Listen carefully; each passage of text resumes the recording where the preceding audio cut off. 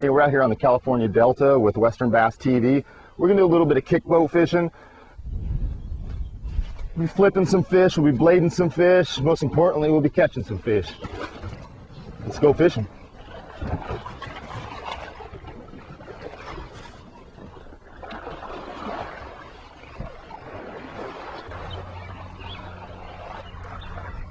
First thing I like to do when I get started is get all my gear out so everything's ready, within hand's reach.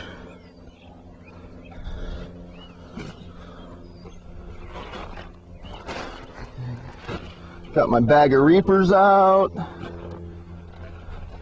bag of 6-inch Senkos out. This should be all I need for a little while. Start out flipping this bank right up here. See, we got some fish moving up in here to spawn.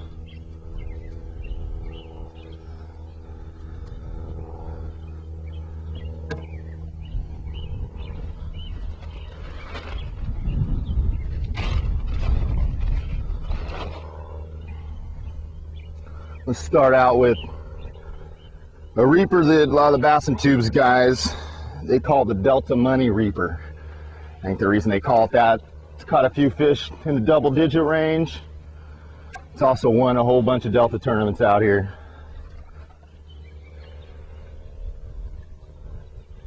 These banks are all nice and undercut right in here. Got some good depth on them.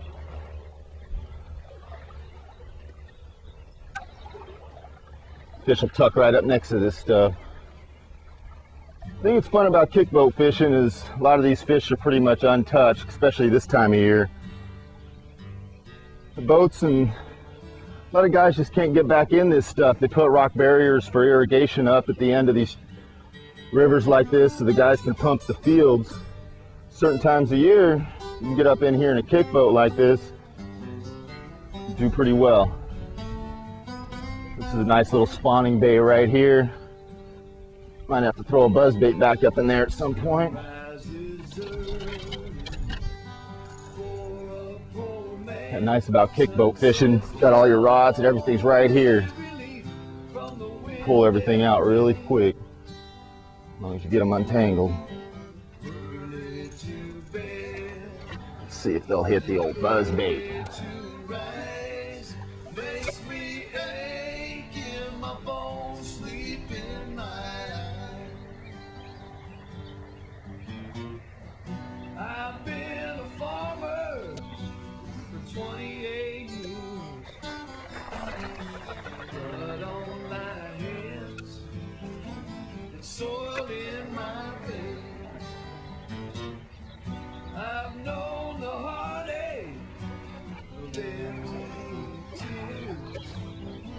The table is turned, and all my life in rain.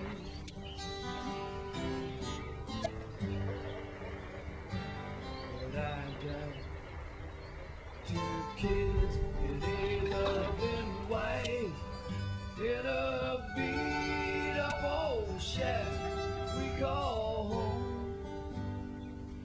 And I got the faith since I saw the light, and I know that I'll never. Kick boat fishing, you can get yourself pretty close to these fish without even knowing when you're here. And one, 'cause they're not used to being fished for. Number two, you're really quiet. For 28 years, blood on my hands, soil in my veins. I've known the heartache of empty tears. Now the table is turned. Probably keep moving. I cover a lot of water, so as much as possible in this thing.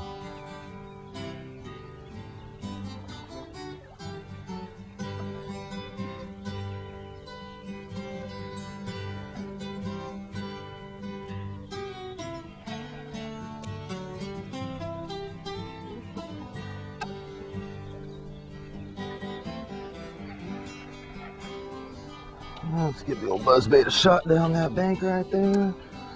Bank shallows up right here a little bit along this stretch. We'll go hit that other side here in a minute.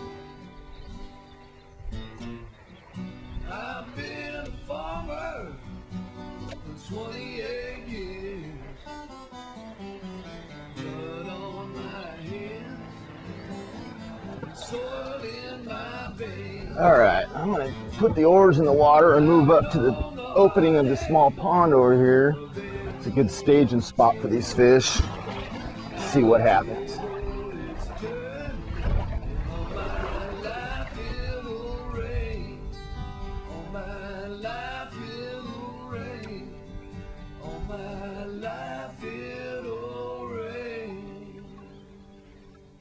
This wood right up here is the opening to the pond. There's a pond back up in here that the homeowners made. It's open on the bottom. The fish can get in and out of there, but the boats can't. Sometimes they'll sit on the outside of it, either waiting to go in or on their way out.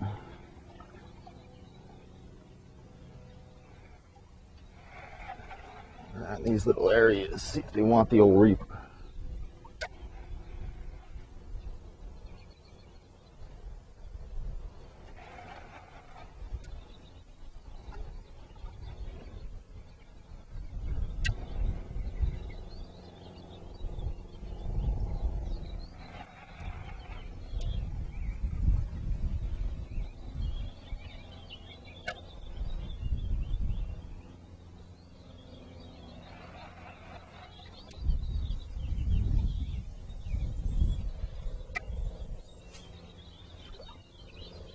Let's get over to the sunny side.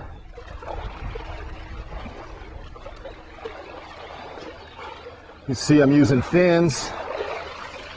Use these fins when I'm fishing. I use the oars when I'm covering water. Fins are really quiet when you're actually fishing. Just can't cover very much water with it.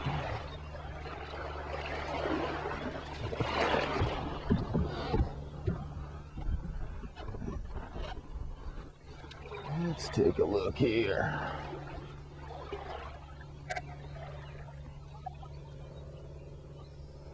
Not that much depth usually on this bank, but they'll stage off of this thing and spawn. The water's pretty dirty. We won't have the chance to see them, but they're in there.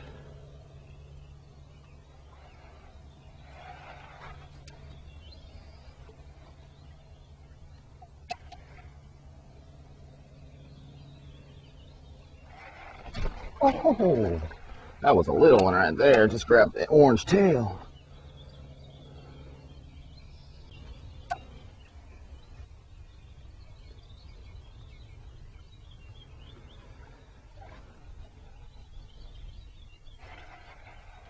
Some thick stuff right here. Reaper should fall right back in there.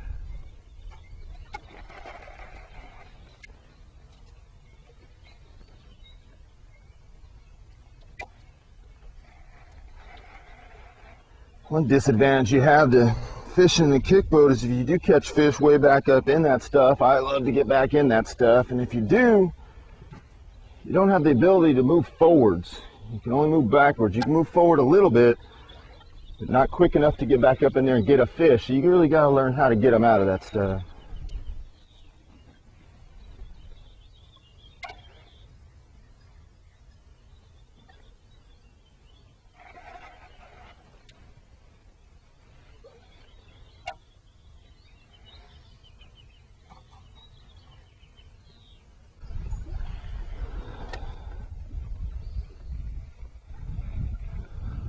I'm also the president of Bass and Tubes. It's a tournament, pro tournament float tubers and kick boaters. We got 3 regions. We got our Central Coast region starting next year, which will be our 4th. We've got the Shasta region.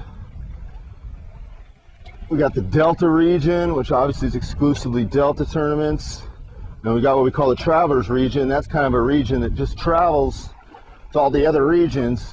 It has a set schedule. It's got a lot more 2-day tournaments, a lot of mixed tournaments. It's got some Delta stuff. It's got some Nacimiento Berryessa stuff. It's got some Clear Lake stuff. It's got a lot of different kinds of things. Places to fish. Like I said, we got the Central Coast starting next year, which will be down in Nacimiento, San Antonio, Lopez, all that type of stuff. And then hopefully a year after that or so, we'll be able to start up Southern California area. I'm hoping either San Diego or LA, Irvine type of stuff. We currently have what we call open events that range anywhere from 60 to 70 guys, and that brings guys from all over the state to fish. Get Creek Company sponsors the event, donates us a kick boat that we're able to give out as a prize. Turnouts for these things are becoming more and more popular.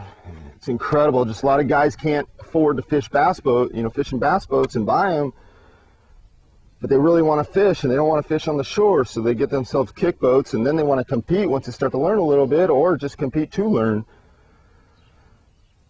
That's what brings them out to fish with bassin tubes.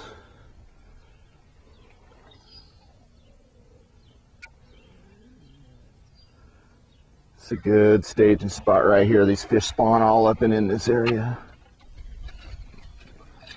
Throw a blade up in there and see what it is. Hit that spinner bait. Hit Mr. Spinner. A little knucklehead keeper.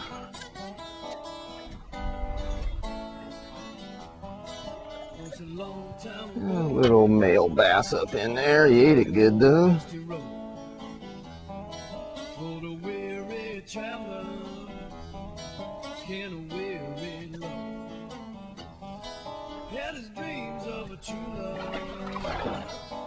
You notice right after I stuck that fish, first thing I start doing is torque back and start kicking. You see where the fish was at. I'm all the way back out here.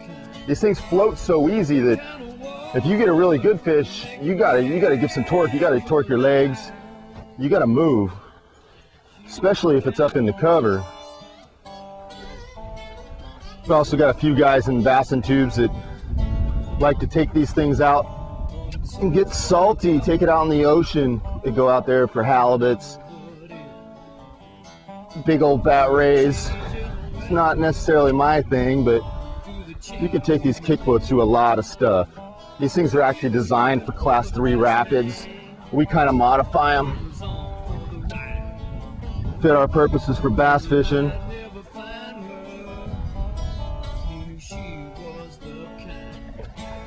Times it can be a lot of work, but it's also a lot of fun.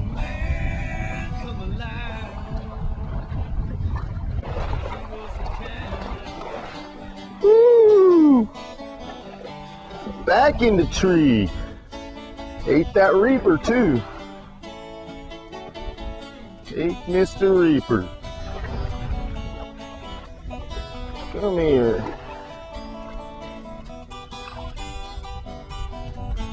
Not a giant, but it's a nice fish. Gotta love it. I'm actually trying out the new Okuma Enduron reel. It's the first time this thing's been on the water for me. Okuma sent me down 3 of them. Pretty impressed. Pretty impressed. 8-ball bearing. It's the round style. Seems to have plenty of power though. Ooh, what the heck? What the hell is that? Big old cat. Big old cat ain't supposed to eat my reaper.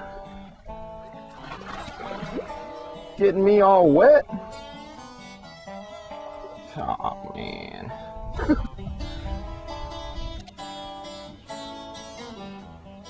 So he headed on home in his old pickup truck. With his dreams for children. Guess he had no. Ah, he took my reaper.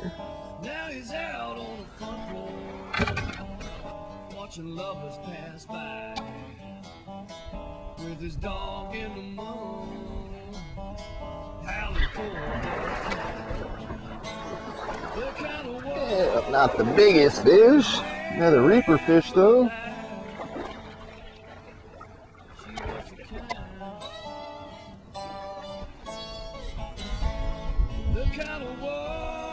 Skinny fish.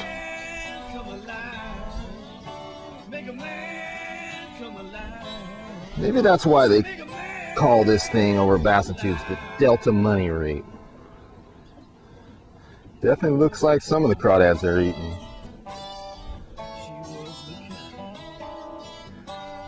Probably doesn't hurt that these fish don't get fished for either. Oh, I thought it was bigger than that. He got me in that tree. Just tore that spinnerbait up. Just tore that thing up. You were supposed to be about 6 pounds. Still a nice fish though.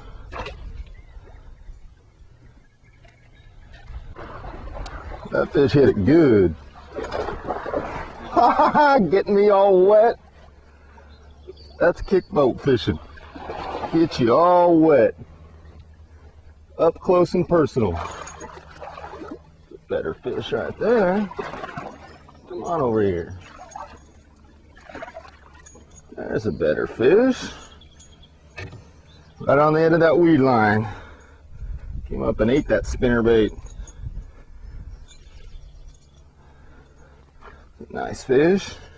That's one thing I like about that Castaway soft touch rod. The fish really gets a hold of it, but the hooks will get in him and it won't pull out of them like some of those rods are too stiff. It's a good rod. I'll take a time to show you around the boat a little bit. As you can see, I got all my rod holders back here. Makes it quick. If I want to switch from one rod to the other, they're right there.